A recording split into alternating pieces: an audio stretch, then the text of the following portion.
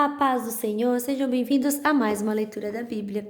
E hoje vamos ler a primeira carta de Pedro, 1 Pedro, capítulo 1, 2 e 3. Pedro, capítulo 1. Saudação. Eu, Pedro, apóstolo de Jesus Cristo, escrevo esta carta ao povo de Deus que vive espalhado nas províncias do Ponto Galácia, Capadócia, Ásia e Bitínia. Vocês foram escolhidos de acordo com o propósito de Deus o Pai, e pelo Espírito de Deus vocês foram feitos um povo dedicado a Ele, a fim de obedecerem a Jesus Cristo e ficarem purificados pelo seu sangue. Que vocês tenham mais e mais a graça e a paz de Deus. Esperança no meio das provações. Louvemos ao Deus e Pai do nosso Senhor Jesus Cristo, por causa da sua grande misericórdia. Ele nos deu uma nova vida pela ressurreição de Jesus Cristo. Por isso, o nosso coração está cheio de uma esperança viva. Assim esperamos possuir as ricas bênçãos que Deus guarda para o seu povo. Ele as guarda no céu, onde elas não perdem o valor e não podem se estragar, nem ser destruídas. Essas bênçãos são para vocês que, por meio da fé, são guardados pelo poder de Deus, para a salvação que está pronta para ser revelada no fim dos tempos. Alegrem-se por isso, se bem que agora é possível que vocês fiquem tristes por algum tempo, por causa dos muitos tipos de provações que vocês estão sofrendo. Essas provações são para mostrar que a fé que vocês têm é verdadeira, pois até o ouro, que pode ser destruído, é provado pelo fogo.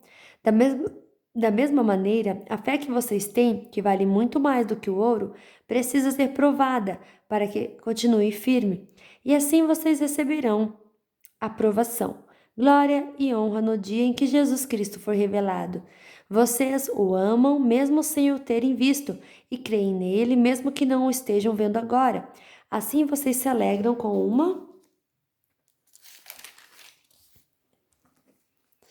alegria tão grande e gloriosa que as palavras não podem descrever. Vocês têm essa alegria porque estão recebendo a sua salvação, que é o resultado da fé que possuem.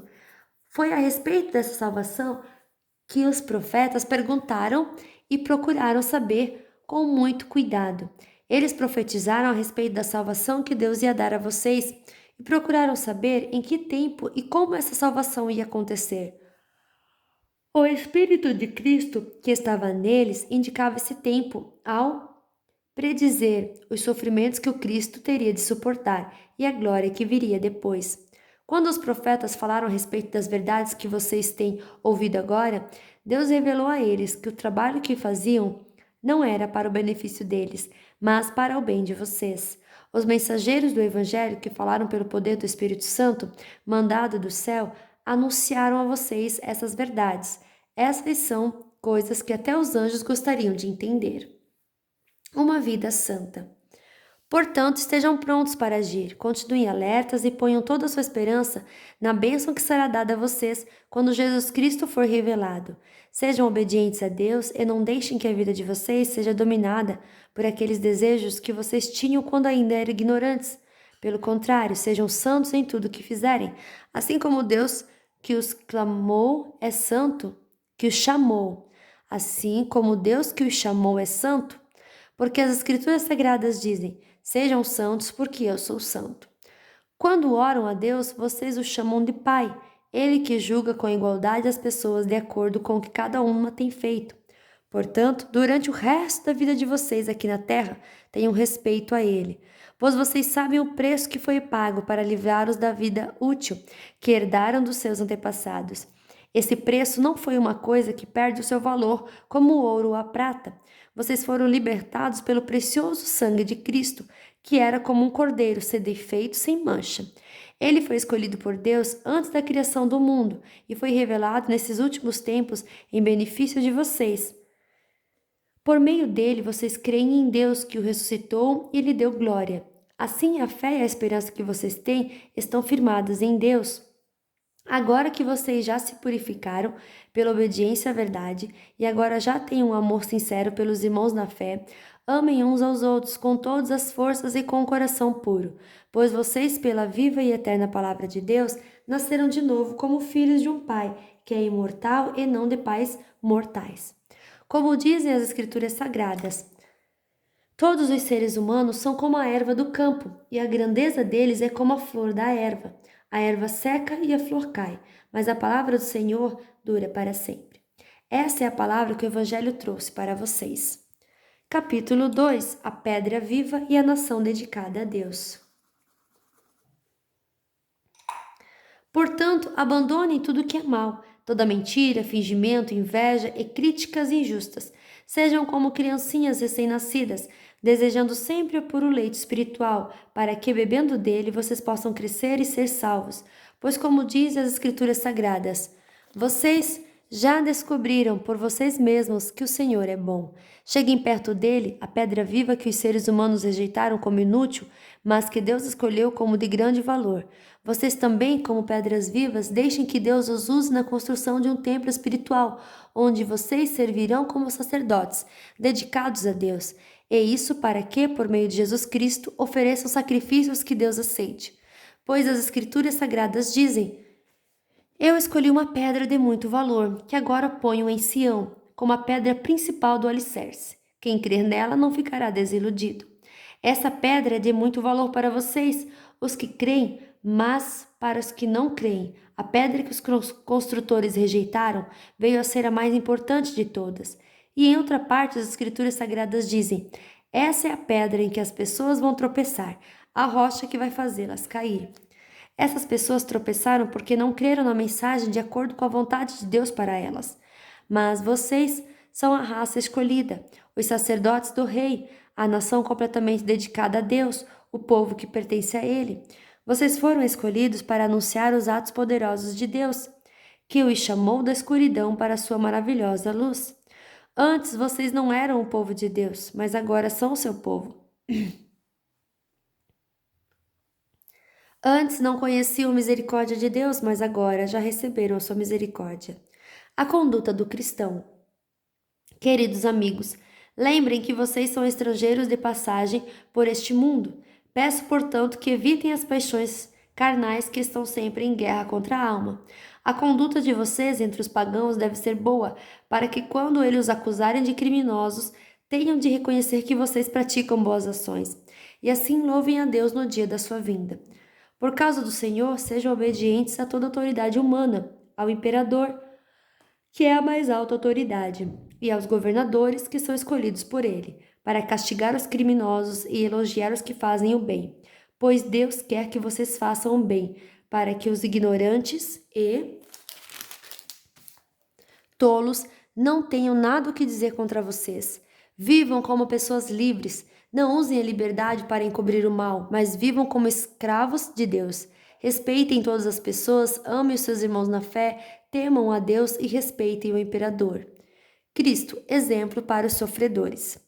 Vocês, empregados, sejam obedientes aos seus patrões e os respeitem, não somente os que são bons e compreensivos, mas também aqueles que os tratam mal. Se vocês suportarem sofrimentos injustos, sabendo que esta é a vontade de Deus, Ele abençoará vocês por causa disso.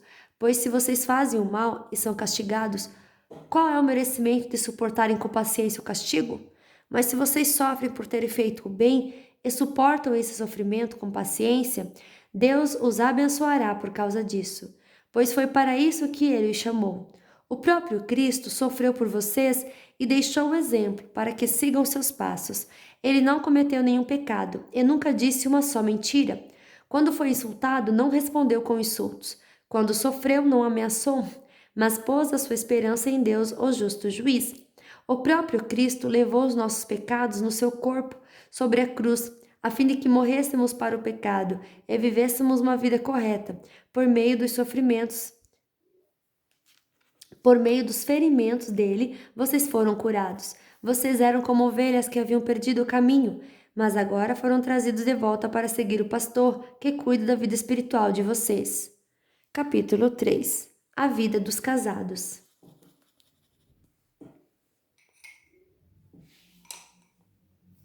Assim também você, esposa, deve obedecer ao seu marido, a fim de que, se ele não crê na mensagem de Deus, seja levado a crer pelo modo de você agir.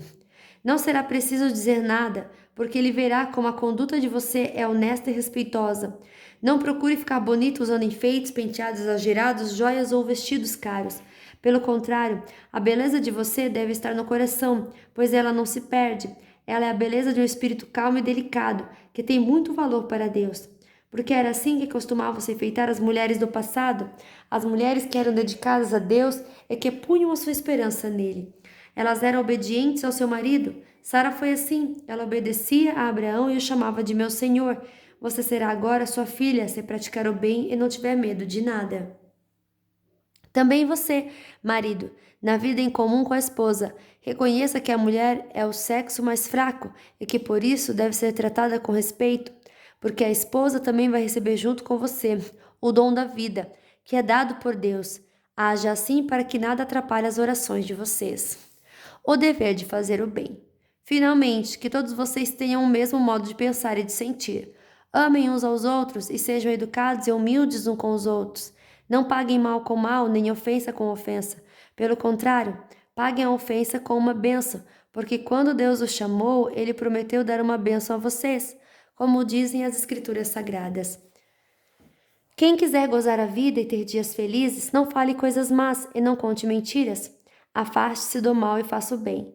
Procure a paz e faça tudo para alcançá-la, pois o Senhor olha com atenção as pessoas honestas e ouve os seus pedidos, porém é contra os que fazem o mal. Sofrendo como seguidores de Cristo. Se de fato vocês quiserem fazer o bem, quem lhes fará o mal? Como vocês serão felizes se tiverem de sofrer por fazerem o que é certo? Não tenham medo de ninguém, nem fiquem preocupados. Tenham no coração de vocês respeito por Cristo e o tratem como Senhor. Estejam sempre prontos para responder a qualquer pessoa que pedir, que expliquem a esperança que vocês têm. Porém, façam isso com educação e respeito. Tenham sempre a consciência limpa. Assim, quando vocês forem insultados, os que falarem mal da boa conduta de vocês, como seguidores de Cristo, ficarão envergonhados. Porque é melhor sofrer por fazer o bem, se for esta a vontade de Deus, do que por fazer o mal, pois o próprio Cristo sofreu uma vez por todos pelos pecados, um homem bom em favor dos maus, para levar vocês a Deus. Ele morreu no corpo, mas foi ressuscitado no espírito, e no espírito foi e pregou aos espíritos que estavam presos. Estes eram os espíritos daqueles que não tinham obedecido a Deus quando ele ficou esperando com paciência nos dias em que Noé estava construindo a barca. As poucas pessoas que estavam nela, 8 ao todo, foram salvas pela água. Aquela água representava o batismo que agora salva vocês. Esse batismo não é lavar a sujeira do corpo, mas é compromisso feito com Deus, o qual vem de uma consciência limpa. Essa salvação vem por meio da ressurreição de Jesus Cristo, que foi para o céu e está do lado direito de Deus, governando os anjos, as autoridades e os poderes do céu. Fim da nossa leitura de hoje. Que Deus abençoe a sua vida poderosamente e até amanhã. Tchau!